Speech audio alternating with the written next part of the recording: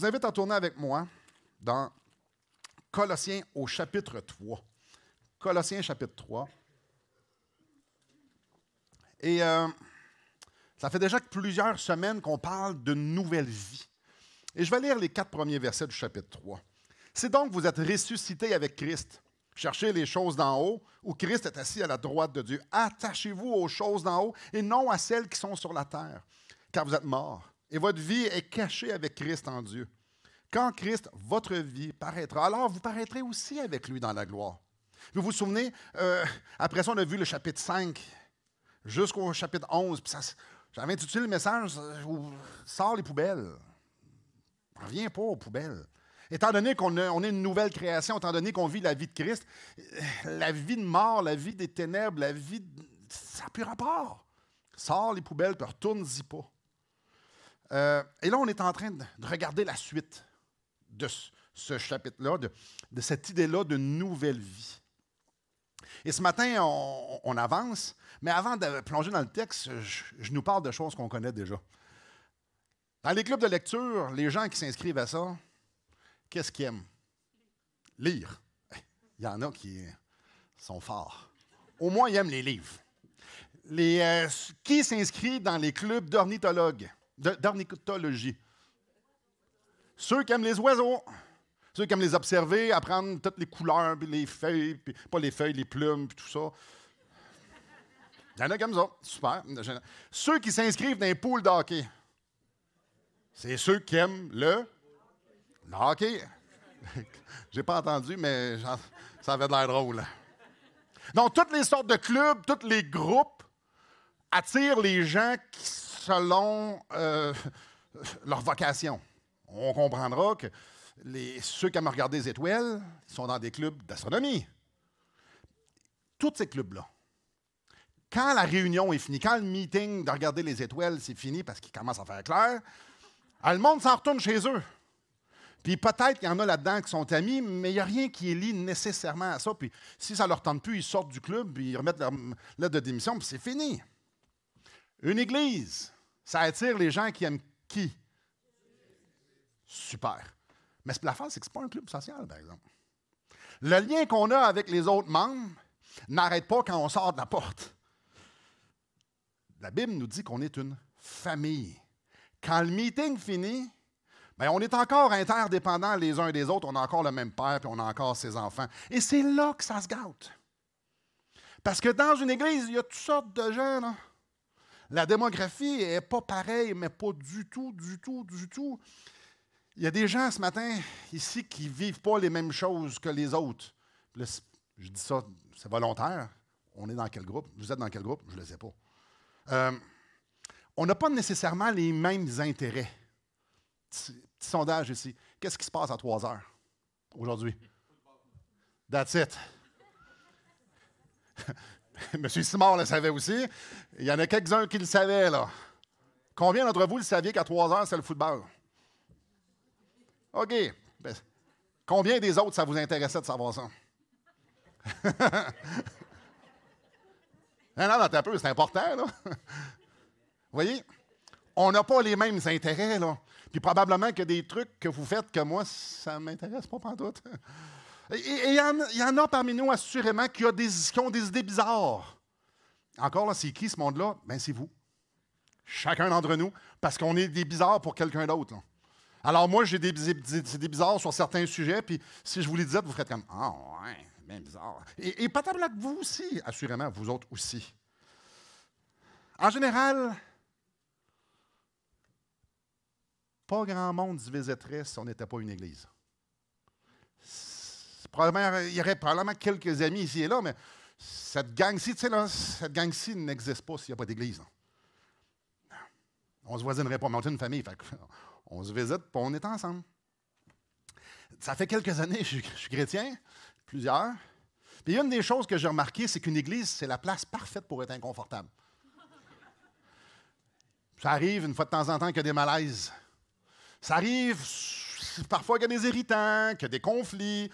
Ça arrive parfois qu'il y a des injustices, du favoritisme, des déceptions, de l'hypocrisie. Ça arrive une fois de temps en temps, 3 semaines. C'est inconfortable, une église. C'est quoi l'idée de mettre une gang de pêcheurs tout croche ensemble, qui ne pensent pas les mêmes affaires? On les met ensemble, puis il faut qu'ils soient unis, ensemble. Ben ouais. Je sais pas, peut-être qu'on pourrait arriver à une conclusion que le plan n'est pas super winner, mais c'est le plan de Dieu. On ne dira pas ça. Le plan de Dieu, c'est de rassembler tous ses enfants ensemble. Puis comme on l'a vu la semaine passée, Dieu nous appelle à mettre nos différends à côté et de regarder à la même place, puis de manifester le fruit de l'Esprit, qui était Christ, aux autres. Toutes des choses faciles. Verset 12. Ainsi donc, comme des élus de Dieu, saints et bien-aimés, revêtez-vous de sentiments de compassion, de bonté, d'humilité, de douceur, de patience. Supportez-vous les uns les autres. Et si l'un est sujet de se plaindre de l'autre, pardonnez-vous réciproquement, de même que Christ vous a pardonné. Pardonnez-vous aussi. Mais par-dessus toutes ces choses, revêtez-vous de l'amour, qui est le lien de la perfection. Ici, le contexte de la nouvelle vie, là, puis comme on va le voir aujourd'hui un petit peu plus loin, ça se vit ensemble. On vit dans le communautaire, cette nouvelle vie-là. Aujourd'hui, on va parler de paix. On va parler de la paix de Christ, on va parler de notre paix, puis on va parler de la paix dans les circonstances, la paix dans l'Église. L'artisan de paix par excellence s'appelle Jésus. Il nous a apporté la paix pour qu'à notre tour, nous puissions être des enfants de paix. Mais ça ressemble à quoi, ça, la paix de Dieu? C'est ce qu'on va voir aujourd'hui. On va lire notre texte au verset 15. « Et que la paix de Christ, à laquelle vous avez été appelés pour former un seul corps, règne dans vos cœurs. » Et soyez reconnaissants, je vois ça une autre fois. Commençons par justement parler de la paix de Christ. Parfois, la Bible utilise des expressions qui sont super simples. Mais quand tu commences à creuser, quand tu réfléchis un peu, ouais, attends un peu, c'est pas mal plus large, pas mal plus profond, ça l'inclut beaucoup plus. En fait, c'est des mines d'or. Et c'est le cas ici, que la paix de Christ. Puis on pourrait être simpliste puis dire, ben oui, mais Jésus avait la paix. Mais encore, Jésus était dans la paix. Oui, c'est simpliste. Il y a bien plus que ça. Puis je nous propose de regarder un instant, c'était quoi la paix de Christ?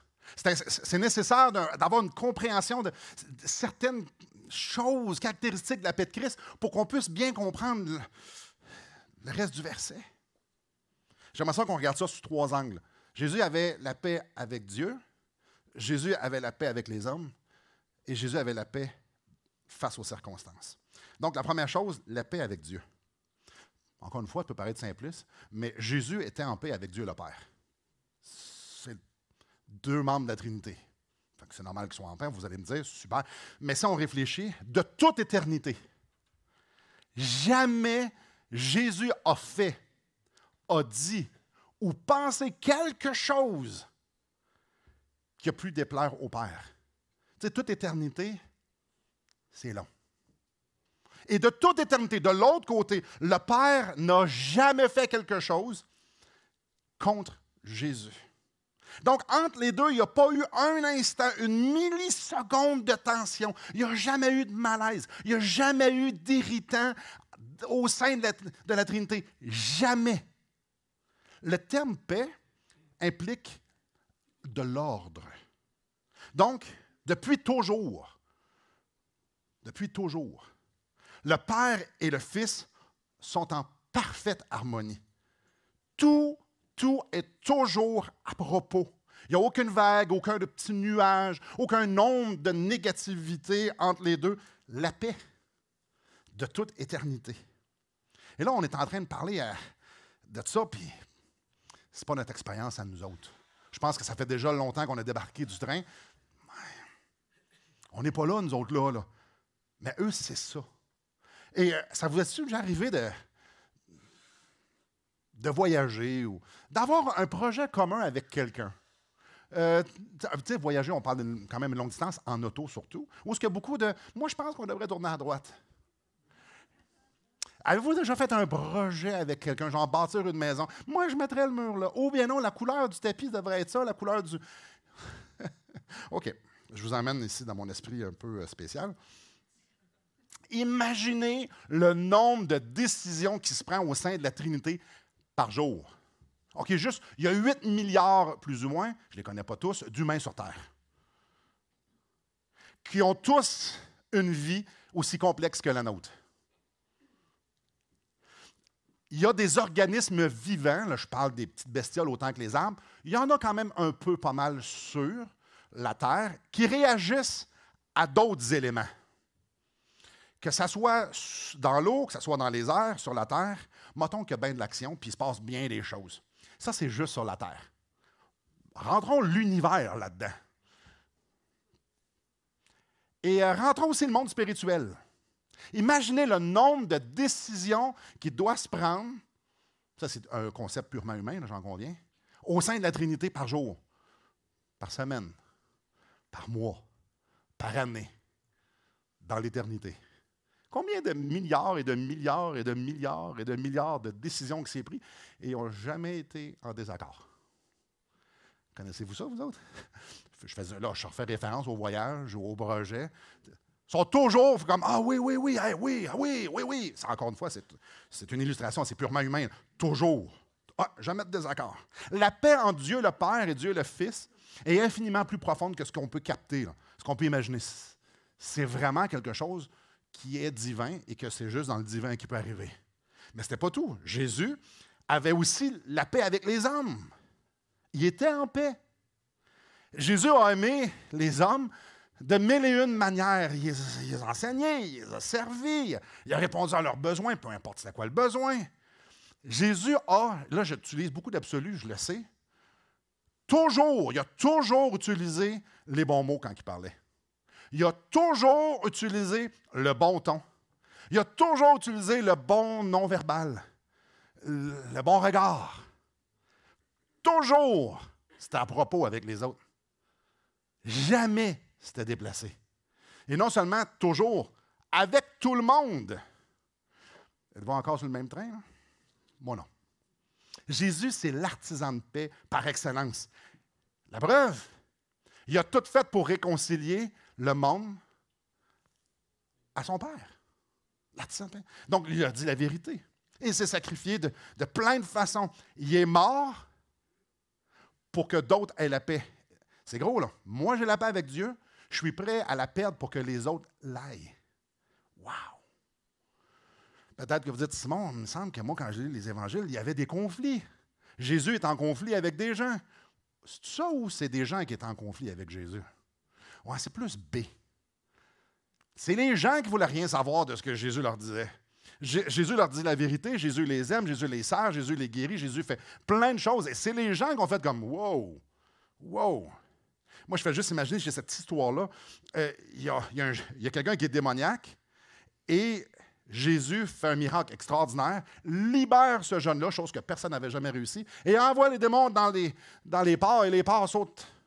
Qu'est-ce que les gens du village disent? Va-t'en. Va-t'en? Ils viennent de libérer un démon, puis tu demandes de partir. Le monde ne voulait rien savoir de lui. Pourtant, lui, il les aimait. Pourtant, lui, il voulait la paix. La preuve, c'est la croix. La croix démontre franchement que c'était un artisan de paix et que c'est les autres qui ne voulaient rien savoir de lui. La paix de Christ est aussi face aux circonstances.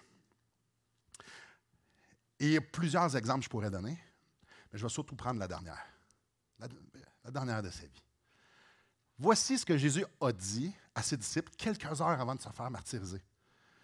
Quelques heures avant de vivre la séparation d'avec son Père, parce qu'il porterait mes péchés puis les vôtres. Je vous laisse la paix. Je vous donne ma paix. Un peu, là, il va subir ce qu'on sait qu'il va subir dans quelques heures. Je vous donne ma paix. Je ne vous donne pas comme le monde donne, que votre cœur ne se trouble point et ne s'alarme point. Devant les souffrances, Jésus était en paix. C'était l'ordre en dedans. Tout à la bonne place. C'était pas le chaos, les assiettes ne revolaient pas partout en dedans. Non, c'était calme. Avant de se faire crucifier, avant d'être séparé de Dieu. Non, c'est correct.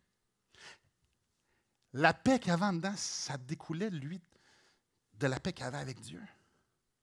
Mais dans le jardin, il a été angoissé. Mais dans la phrase, non pas ma volonté, mais la tienne, il y a une profonde paix. Il y a un calme. Il y a de l'ordre dans son cœur. Parce que quand tu es capable de faire, il peut se passer ce que tu veux. Ça prend beaucoup de paix. Il faut que tu sois capable de mettre tout sur pause, toutes les circonstances pour regarder puis de réaliser que ce qui s'en vient, c'est bon. Parce que papa est là. Donc, on lit dans Apocalypse 4-6 un verset qui me frappe. Que devant le trône, il y a comme une mer de verre, comme du cristal. Donc, peu importe ce qui se passe sur la terre, la paix est au ciel. Peu importe ce qui se passe dans le monde, peu importe les débalancements dans le monde ou dans les lieux spirituels, la peur demeure. Imaginez un lac là, bien plat, où on peut voir le reflet de ce qu'il y a alentour. Quand il y a une guerre, quand on se fait diagnostiquer un cancer, quand il y a du monde qui meurt, quand il y a des débalancements, peu importe, ça ne bouge pas. Il n'y a pas de vague, il n'y a pas de vent, il n'y a pas rien, il n'y a pas de mouvement. C'est l'ordre. Jésus avait une paix que même dans les circonstances qui étaient abracadabrantes, il n'y a rien qui pouvait l'ébranler. Rien. La paix de Jésus n'a rien à voir avec l'absence d'épreuves, parce que mourir sur une croix, je pense qu'il y a quand même beaucoup d'épreuves reliées à ça, là. Et la paix de Jésus n'avait rien à voir avec l'absence de chicane. Non, il y en avait. Judas venait de le trahir. Pierre venait juste de le renier 3 fois. Et les gens autour de lui disaient les pires insultes. La paix de Jésus n'a rien à voir avec ce qui se passe. Mais la paix de Jésus a tout à voir avec la confiance d'être entre les mains de Dieu. Puis tout va bien aller. Parce que Dieu est bon. Quand tu as la paix de Dieu, alors ta paix devient immuable. Ça ne fluctue pas, ça ne change pas. Et non seulement ça, ça se communique comme on a pu voir avec Jésus. Ce qui m'amène au deuxième point. Je lis le reste du verset ou un petit peu plus loin. Et que la paix de Christ à laquelle vous avez été appelés. Appelé fait écho au terme prédestiné. Dieu détermine d'avance ce que tu vas être ou ce que tu vas avoir. Et dans ce cas-ci, c'est la paix de Dieu. Tantôt, j'ai lu Jean 14, 27, « Je vous laisse ma paix, je vous donne ma paix. » Ça peut paraître anodin que Dieu nous donne sa paix, mais s'il nous donne sa paix, c'est parce qu'on ne peut pas l'avoir de nous autres mêmes. Ce n'est pas humain, ça. Le sentiment que Jésus avait avec son Père, qu'il avait envers les circonstances ou qu'il avait envers les autres, c'est pas humain, c'est divin. Alors, ce n'est pas anodin qu'il faut qu'il nous la donne parce que ce n'est pas accessible par nous. Puis encore plus, si on va lire le chapitre 1, verset 21, qui nous dit « Et vous qui étiez autrefois étrangers et ennemis par vos pensées et par vos mauvaises œuvres. » OK, ennemis. Alors, je ne peux pas avoir la paix avec Dieu, c'est parce que je suis son ennemi. Et c'est spécial parce qu'il est mon ennemi et je suis son ennemi. Alors, je ne veux pas de nature avoir la paix avec Dieu parce que c'est mon ennemi. Pourquoi c'est mon ennemi? Parce qu'il fait des règles que ça ne me tente pas de faire. Chaque péché, c'est contre Dieu que je l'ai fait. Donc, je vous donne un exemple. Si je pogne panique après un enfant, un de mes enfants, puis là, le bouchon pète, contre qui j'ai péché? Contre Dieu. C'est qui m'a dit « Hérite pas tes enfants, ne vous mettez pas à la grande colère ». C'est-tu mon enfant qui me l'a dit ou c'est Dieu? C'est Dieu. Chaque péché, c'est contre Dieu. C'est pour ça que David, dans le psaume 51, après avoir violé et tué et fait bien d'autres choses avec Bathsheba, Uri, tout ça, il dit « J'ai péché contre toi seul ». Parce que c'est Dieu qui donne les commandements. Dieu, c'est notre ennemi parce qu'il nous demande de faire des affaires qu'on n'a pas envie de faire. Mais non seulement ça, on est ses ennemis. Parce qu'on ne fait pas ce qu'il veut qu'on fasse. Ça va dans les deux sens. Souvent, le fait d'être ennemi de Dieu ou étranger de Dieu, ou peu importe comment la Bible dit, souvent on pense que c'est nous envers Dieu. Non, non, c'est Dieu envers nous aussi. Il y a une guerre mutuelle ici, là. Peut-être que nous, on aime ça quand un enfant de 2 ans fait comme « Non! » On fait « Oh, c'est donc cute. » Dieu ne trouve pas cute la désobéissance. Cute fait jamais, Dieu ne fait jamais comme « Oh, je vais y redemander pour qu'il leur dise une autre fois. » Non! Habakkuk 1,13 nous dit qu'il ne peut même pas voir le mal. Il ne peut pas le voir. Alors, la rébellion, jamais c'est cute. Romains 3, super clair. L'être humain ne choisit jamais Dieu tout seul. Nul ne cherche Dieu. Ce n'est pas naturel dans l'homme de faire comme « Ah, ben non, parce qu'ils veulent Ils volent la lumière dans mon royaume. Puis de l'autre côté, Dieu ne laisse jamais impuni le péché. Et il y a un très gros jugement sur le péché. Car tous ont péché et sont privés de la gloire de Dieu. Méga jugement. Non. Tu ne peux pas être dans ma présence parce que tu es un pécheur. La paix de Dieu, la paix de Christ, ça peut se trouver que par Jésus. C'est pour ça qu'on lit dans Éphésiens 2,14 que Jésus, c'est notre paix. Étant donné que le sang de Jésus nous purifie de tout péché, étant donné que tout ce qui faisait en sorte qu'on était des ennemis de Dieu a été effacé, on peut avoir la paix. Et ça, c'est la chose la plus extraordinaire. S'il n'y a plus de péché, ben Dieu ne nous regarde plus avec le même regard. Si je demande à Jésus de me laver de tout péché, je n'ai plus le même regard. Ce qui faisait en sorte qu'il y avait la guerre entre moi et lui, c'est fini. S'il n'y a plus de péché, Dieu me déclare maintenant juste, maintenant saint, maintenant pur. Si je suis en Jésus, si Jésus a lavé vos péchés, Dieu vous dit qu'il n'y a maintenant aucune condamnation pour ceux qui sont en Jésus-Christ. On voit ça dans Romains 8.1. Il n'y en a plus de condamnation parce qu'il n'y a plus de péché. C'est la paix. Et ça, c'est extraordinaire parce que Jésus nous donne cette paix-là quand on se tourne vers lui, quand on fait confiance que ce que Jésus a fait était suffisant pour nous sauver, pour nous réconcilier, pour nous laver nos péchés. Puis quand on se tourne vers Jésus, puis on dit « Sauve-moi » parce qu'on croit que ce qu'il a fait, on a confiance dans son sacrifice. Alors, on trouve la paix. Étant donc justifié par la foi, on est déclaré juste parce qu'on fait confiance dans le sacrifice en Jésus. C'est dans Romains 5.1. Nous avons la paix avec Dieu par notre Seigneur Jésus-Christ. C'est extraordinaire. Nous avons la paix parce que j'ai été justifié, parce que j'ai cru dans le sacrifice de Jésus. Christ nous donne sa paix. Si vous avez quelque chose à comprendre et à méditer, c'est ce que là. La paix que Jésus a avec Dieu de toute éternité, c'est cette paix-là qu'il nous donne. C'est cette paix-là. Il n'y a rien. S'il me la donne, c'est parce que je suis en lui. Devant le juge, il n'y en a plus de péché. Ils ont tous été pardonnés. Devant le juge, je ne suis plus rebelle parce que le sang de l'agneau me couvre. Je suis maintenant revêtu d'un vêtement blanc. Maintenant, il n'y a plus de distance, la proximité entre le Père et le Fils. Si j'ai sa paix, parce que je n'ai pas juste sa paix, j'ai beaucoup d'autres choses aussi, mais on parle de la paix matin. J'ai la même paix, j'ai la proximité avec Jésus, avec Dieu. Donc, d'ennemis qu'on était, je suis devenu enfant de Dieu. Et beaucoup de chrétiens sont comme, ouais, je suis un enfant de Dieu, mais moi, je suis le mouton noir de la famille. Là. Il y a beaucoup de chrétiens qui aiment se rappeler qu'ils sont coupables. Il y a beaucoup de chrétiens qui oublient que le sang de Jésus est infiniment plus efficace que la culpabilité de mes péchés. C'est facile d'oublier ça. Il n'y a aucun mouton noir dans la famille de Dieu parce que j'ai la paix du Fils bien-aimé avec Dieu. Aucune. En Christ, nous avons une paix avec Dieu qui n'est pas comprenable nécessairement. On va le comprendre quand on va mourir dans sa totalité, mais cette paix-là est tellement profonde, puis est tellement parfaite, puis est tellement divine.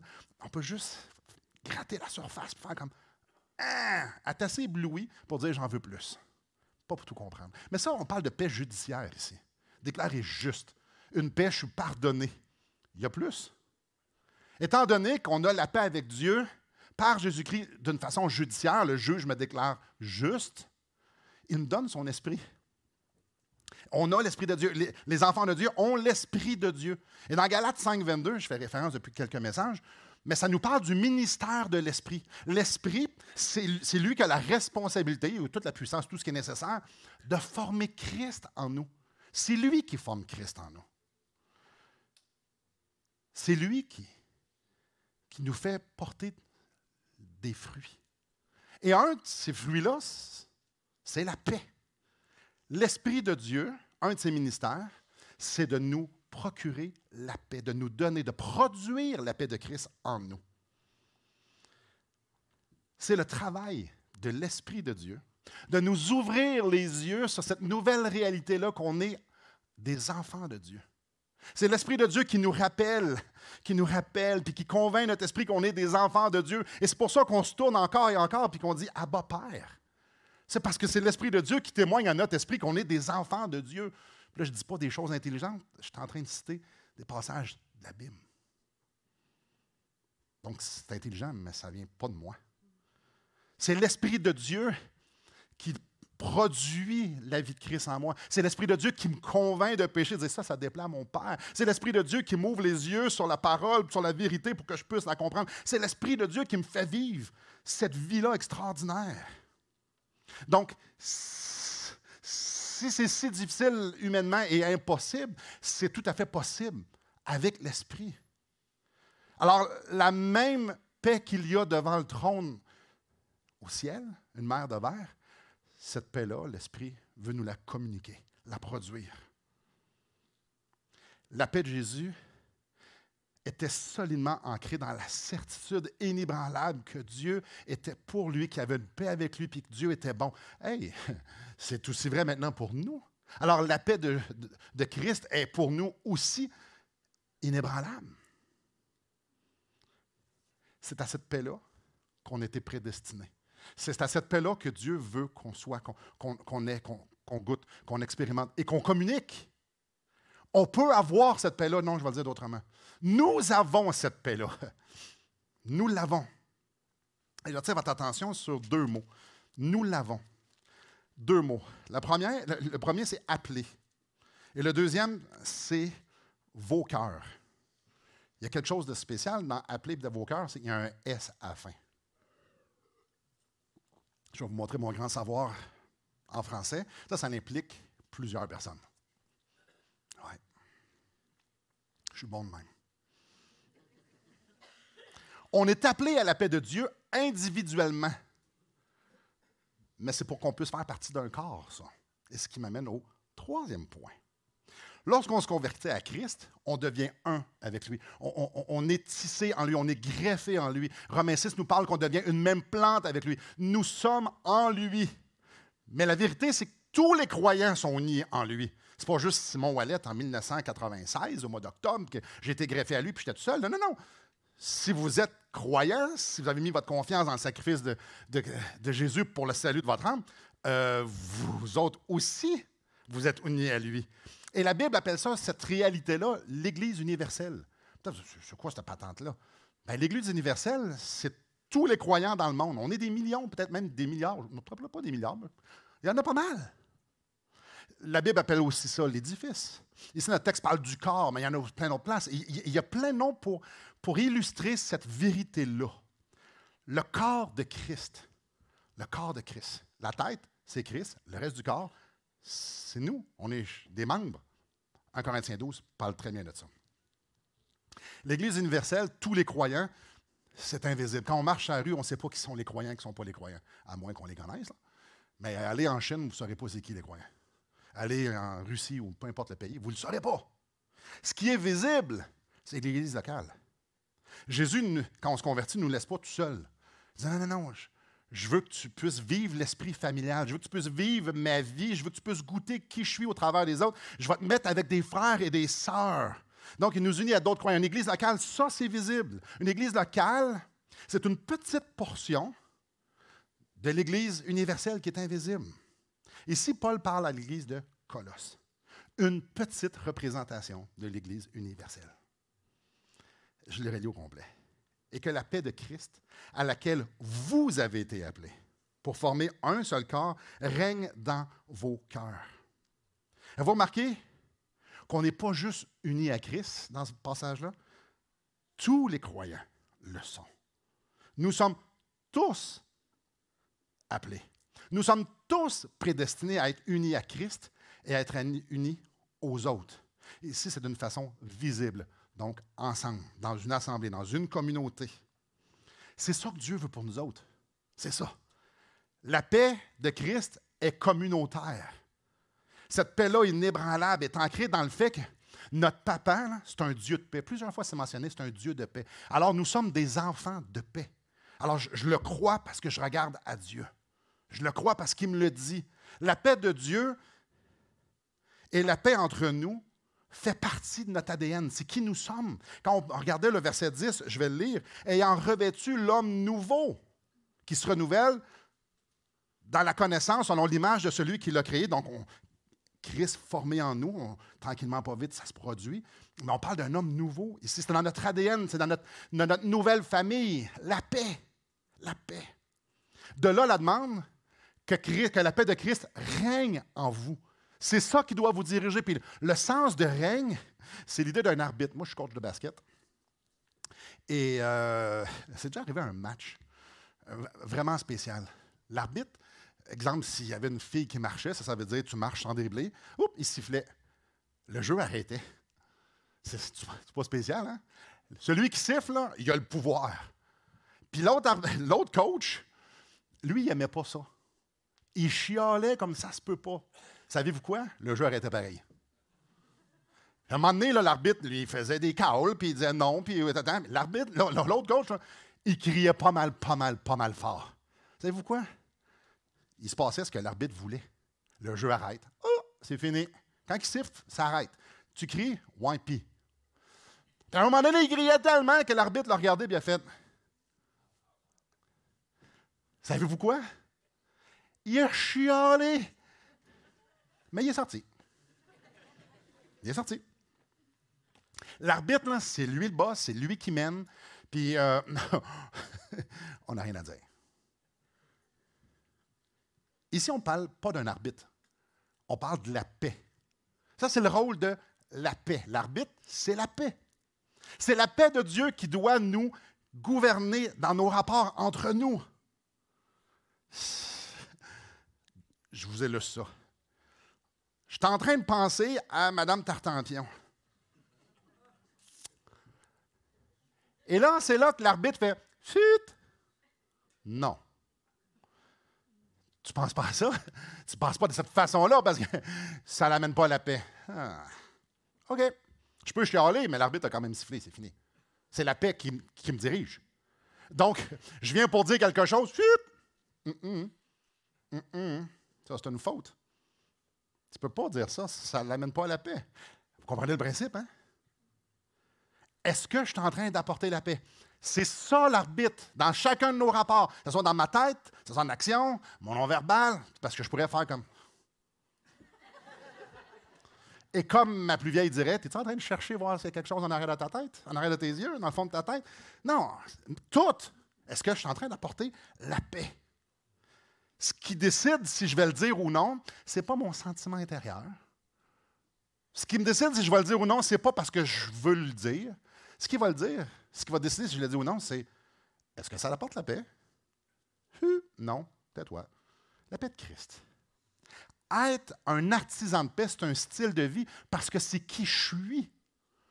Donc, que je sois en auto, j'ai envie d'y envoyer la main, mais juste avec un doigt. Fais pas ça. Fais pas ça. Ça n'apporte pas la paix. Mais il n'y a personne qui le sait, tu seul dans le char. C'est pas grave, ça n'apporte pas la paix. Tu veux pas te nourrir, tu es un artisan de paix. On est des artisans de paix. On ne pense pas à des choses qui sont pas paisibles. On ne dit pas des choses qui sont pas paisibles. On ne fait pas des choses. Non! Mais non, je suis un artisan de paix. Alors, ça doit se représenter dans ce que je pense, dans ce que je dis, dans ce que je ne dis pas, dans tout. Je vous invite à venir avec moi dans Éphésiens chapitre 4. Éphésiens au chapitre 4. Éphésiens chapitre 4, Paul parle aussi de la paix dans un contexte d'église, dans un contexte communautaire, dans un contexte où est-ce qu'on va bien comprendre le sifflet, que la paix a un sifflet qui fait non. Verset 1. Je vous exhorte donc, moi, le prisonnier dans le Seigneur, à marcher d'une manière digne de la vocation qui vous est adressée. Traduction de ça, ou le synonyme de ça, c'est marche comme un chrétien. Ça veut dire que tu es un disciple. Pas celui qui sait c'est qui Jésus. Non, non, tu marches dans ses pas. C'est ça un disciple. Un disciple, c'est quelqu'un qui suit le maître dans ses pas, qui va faire ce que le disciple fait. Alors, digne de la vocation céleste, Dieu m'appelle à être son enfant. Je vais marcher d'une manière qui est digne de ce à quoi il m'appelle. Ce qui veut dire en toute humilité et douceur, avec patience, vous supportant les uns les autres avec amour, vous efforçant. de conserver l'unité de l'esprit. Donc, l'unité d'esprit, on a tous le même esprit qui veut nous pointer vers Christ. Je dois travailler, je dois me forcer à conserver cette unité-là par le lien de la paix. N'est-ce pas extraordinaire? L'Esprit Saint en nous, là, en dedans de nous, nous pousse, nous pointe à Christ. Nous pointe à Christ. Et Mme Tartampion attire mon regard.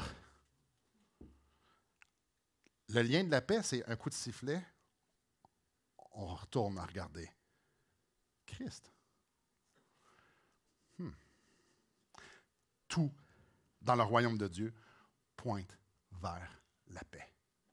Dans la Trinité, avant la création, après la création, au ciel, c'est encore la paix. Jésus avait la paix, notre Père a la paix, le Fils a la paix, le Saint-Esprit nous communique la paix et produit la paix pour qu'on puisse communiquer la paix aux autres. Tout nous appelle à vivre dans la paix et à communiquer la paix, à être des artisans de paix. L'Esprit de Dieu, c'est par là qu'il nous emmène. C'est ça. La question, c'est est-ce qu'on contribue à la paix? Ça, c'est une autre histoire. Donc, quelques réflexions, puis en même temps, on résume rapido. Pour un croyant, il y a une paix verticale. Une paix judiciaire avec Dieu. Une paix qui veut dire que si je me présente devant Dieu aujourd'hui parce que je meurs ou parce qu'il revient, Dieu va me demanderait pourquoi je te laisserais rentrer? Ben, parce que Jésus est mort pour mes péchés, parce que tu m'as déclaré juste, à cause de Christ. C'est vertical. Je déclaré juste à cause des vertus de Christ. Donc, pour le croyant, c'est une paix verticale, une paix avec Dieu, une paix judiciaire, une paix qui n'a plus aucune condamnation. Maintenant, il y a une paix. J'ai une paix horizontale aussi pour le croyant. Une paix dans les tempêtes. Une paix que peu importe ce qui va arriver, Dieu est Dieu, Dieu est bon toujours. Je me repose là-dedans. Ce qui va m'arriver, c'est bon. Peu importe c'est quoi, c'est bon. Parce que mon Dieu me dit que toute chose concourt au bien de ceux qui aiment Dieu. Alors, ce n'est pas juste des paroles. Tout ce qui m'arrive dans mon expérience humaine amène dans une direction, c'est bon. Je ne comprends pas. C'est pas grave, il ne nous a pas demandé de comprendre tout, là. Il nous a juste demandé de faire confiance. La paix du croyant. Verticale, horizontale dans les circonstances, et aussi la paix avec les autres. Parce que si je suis un artisan de paix, parce que j'ai l'ADN de mon père et de mon frère, ben, je suis un artisan de paix auprès des autres. En gros, Christ est un artisan de paix parce qu'il y avait la paix avec Dieu. Et c'est ça qu'il veut pour toi, c'est ça qu'il veut pour moi. Et c'est ça que l'Esprit est en train de produire en nous. L'Esprit de Dieu veut nous ancrer dans cette nouvelle réalité-là, de cette nouvelle nature, de cette nouvelle vie-là, de cette puissance spirituelle de l'Esprit qui forme Christ en nous. Il veut nous ouvrir les yeux pour qu'on puisse réaliser les implications et pour qu'on puisse aussi le laisser former Christ en nous. Hey, c'est par là qu'on s'en va, n'est-ce pas merveilleux? Oui, produis-le. Ou non, ça ne me tente pas. Je peux dire non. Je peux dire non. Parce que justement, le problème, c'est que trop souvent, je tiens à mon royaume. Je tiens à mon royaume. Parce que si je laisse l'Esprit former Jésus en moi, ça va vouloir dire qu'il va falloir que, on m'a vu la semaine passée, que je pardonne, que j'ai de la compassion, que je sois gracieux, que je sois bon envers les autres, parce que le Saint-Esprit va tout faire produire ça dans moi. C'est ça que je veux. Je vais m'en aller vers la paix, mais ça veut dire que je ne pourrai plus y en vouloir. Ça veut dire que je ne pourrai pas y parler sec. On le sait, moi, je suis un gars qui parle sec au monde. Là. Fait que je suis de même, puis je dois toujours être de même. Ça veut dire qu'il va falloir que ça change. Ça veut dire que je ne pourrai plus saluer les gens quand ils me coupent sur l'autoroute. Ouais. Attends un peu, là, laisser former Christ en nous, là, ça veut dire que pour que Christ rentre dans le vase, il faut que je le vide. Oui, je le vide de ma vie, je le vide de mes ambitions, de mes bonnes pensées, de ma haine, de ma culpabilité. Ah, ouais. Vous savez, il y a des gens qui aiment vivre dans la misère, qui sont tellement habitués, c'est ce qu'ils connaissent. Ils aiment vivre dans la misère. Ils aiment se souvenir à quel point que leur vie est vraiment difficile. Il y a des gens qui ont des doutes et qui nourrissent les doutes. Et pour eux, c'est super important de tout bien comprendre pour valider les doutes qu'ils ont. Il y en a d'autres, eux autres, ils aiment nourrir les inquiétudes. Qu'est-ce qui va se passer demain? Ah, j'espère qu'il faut qu'il se passe ça, parce que sinon, je ne pourrais pas être heureux. Le problème, c'est que parfois, on tient aussi à la culpabilité. Je suis tellement pourri, puis je suis encore tombé, puis je ne suis pas bon. Puis... Ça, il faut tout que ça soit vidé pour que Christ soit formé en nous. Il faut que tout ça soit vidé. Si moi, je pense que j'ai la solution, que je l'ai, que je regarde dans mon cœur et puis je l'ai ce qu'il faut, c'est parce que Christ ne peut pas le faire, parce que je dis non, c'est beau, c'est vrai, je m'en occupe. Culpabilité, on peut parler. Quand on se sent encore coupable après avoir réalisé qu'on est pardonné, on ne va pas dans le bon sens. On ne va pas dans le bon sens. Quand on s'inquiète en sachant que Dieu est bon, on s'inquiète pour n'importe quel sujet. Si je m'inquiète en sachant qui est Dieu, on ne va pas dans le bon sens. On ne va pas dans le bon sens, pantoute. Si je me chicane et j'ai des dispositions négatives envers quelqu'un, on va pas dans le bon sens. Du tout. C'est pas passé. Le royaume de Dieu, c'est pas ça. Pantoute. On va dans le sens inverse d'où ce que Dieu veut nous emmener. On revient encore à la fameuse question. Je suis en train de courir dans la bonne direction dans ma course? Imaginez-vous, là, tu t'inscris dans un marathon. Puis à un moment donné, tu réalises, coudonc, je suis le seul sur la ligne de départ. C'est supposé être un gros événement, là. Il est supposé y avoir des milliers de personnes. Comment ça, je suis tout seul sur la ligne de départ? Puis là, c'est voyons. Puis là, à un moment donné, c'est bon, je vais partir. Puis tu te mets à courir. Puis tu cours. Puis à un moment donné, les bandes de cabochons courent en envers. Et tu commences à croiser des personnes. Puis les premiers. Puis les autres, ils courent vite. Les premiers que tu croises, ils courent vite. Mais tu fais, mais voyons donc. Puis là, à un moment donné, il y a un gros troupeau qui s'en vient, puis des milliers de personnes s'en viennent. Ils n'ont pas compris, ce monde-là. Des fois, on ne réalise pas qu'on est parti à la ligne de départ, à la ligne d'arrivée. J'ai fait des petites blagounettes un matin, là, mais... Dieu, la vie qui nous amène, il y a une direction. Par là. Simon, c'est par là. Dans la paix, dans l'amour, dans tout ce qu'on est en train de voir, dans les poubelles. C'est par là. Là, on parle de paix à matin. C'est par là. Puis c'est écrit paix. Si moi je cours sens inverse, j'ai de l'air aussi cabochon que mon histoire de course. La paix, c'est par là, Simon. Puis je vais le produire en toi. Puis je vais te la faire comprendre. Puis je vais faire une impression sur ton cœur. Je vais te donner ce désir-là. C'est par là. Ah non, moi, je suis sûr que c'est par là. On s'astine. En conclusion, étant donné qu'on ne peut pas avoir la paix, quelconque parcelle de paix qu'on est en train de parler un matin, que par les vertus de Christ. Ça ne se fait pas, ça ne vient pas de nous autres. La seule chose qu'on peut faire, nous autres, un matin, c'est de se regarder dans le miroir. C'est ce que je vous invite à faire. Sortez pas vos miroirs tout de suite, là. Mais qu'on se pose la question, je suis un artisan de paix? Puis peut-être, là, moi, je vous apprends peut-être quelque chose, je ne suis pas un chicaneux. Je ne me chicane pas vraiment dans la vie. Mes enfants nous ont pas vu leurs parents chicaner souvent. On n'est pas des chicaneux. Ça ne veut pas dire que je suis un artisan de paix, ça. Peut-être qu'il y en a d'autres qui sont des chicaneux, puis il y en a d'autres qui disent moi, je ne suis pas chicaneux. Ça ne veut pas dire qu'on n'est pas des artisans de paix parce que c'est pas parce que ça ne sort pas que c'est pas là. Hein? Mais les artisans de paix, ils ne l'ont pas ici, là. Ah. Alors, c'est le temps de regarder dans le miroir et de dire pas ce que les autres voient, mais moi, ce que je sais dans ma tête. Je suis un artisan de paix, moi?